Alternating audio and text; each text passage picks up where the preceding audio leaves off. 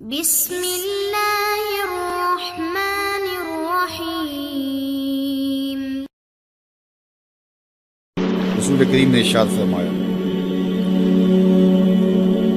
اِنَّ سورۃ فی القرآن 30 آیہ، قرآن مجید میں ایک سورت ہے جس کی 30 آیات ہیں۔ اگر کوئی شخص اس کی تلاوت کرتا ہے تو وہ سورت پڑھنے والے کی شفاعت کرتی ہے، اور اتنی بار شفاعت کرتی ہے کہ اس کو بخشوا کے چھوڑتی ہے۔ وہ سورت کون سی ہے؟ وَهِيَ تَبَارَكَ الَّذِي بِيَدِهِ الْمُلْكُ، یہ سورۃ الملک ہے، 30 آیتیں ہیں۔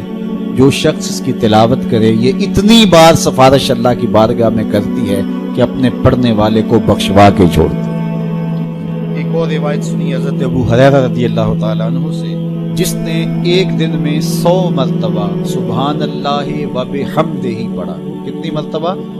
100 مرتبہ۔ کیا پڑھا؟ سبحان اللہ و بحمدہ۔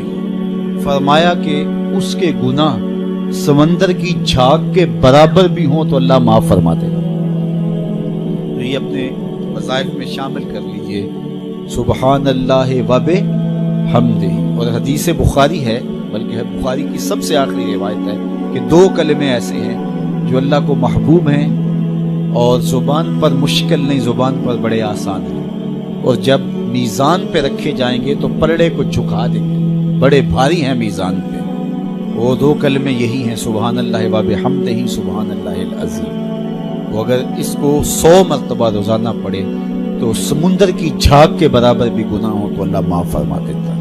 میرے حضور نے ارشاد فرمایا ہر شے کا ایک دل ہوتا ہے، اور قرآن مجید کا دل سورہ یاسین ہے۔ جس نے 1 مرتبہ سورہ یاسین کی تلاوت کی، اللہ 10 مرتبہ قرآن پڑھنے کا ثواب عطا کرے گا۔ تو اپنی صبح کا آغاز سورہ یاسین سے کیا کریں، کچھ وقت نہیں لگتا۔ نماز فجر کے بعد اشراق تک سورہ یاسین پڑھ لیا کریں۔ سورہ یاسین اگر آپ پڑھ کے اپنے دن کا آغاز کرتے ہیں، آپ کا سارا دن خیر سے گزرے گا۔ اس دن اگر کاروبار کریں گے تو برکت ہوگی، اس دن کسی کام کو جائیں گے تو رحمت ہوگی، اس دن بہت ساری بیماریوں سے، آفات و بلیات ارضیہ اور سماویہ سے، دشمنوں کے حسد سے، مبغضین کے بغض سے بچے رہیں گے، لوگوں کے شر سے، حادثات سے محفوظ رہیں گے۔ تو اپنے دن کا آغاز سورہ یاسین سے کریں، اور کتنا بڑا اجر ہے۔ آپ 1 سال میں بھی شاید 10 قرآن مجید نہ ختم کر سکیں، اور سورہ یاسین پڑھیں تو 10 مرتبہ قرآن مجید پڑھنے کا ثواب نصیب ہوگا۔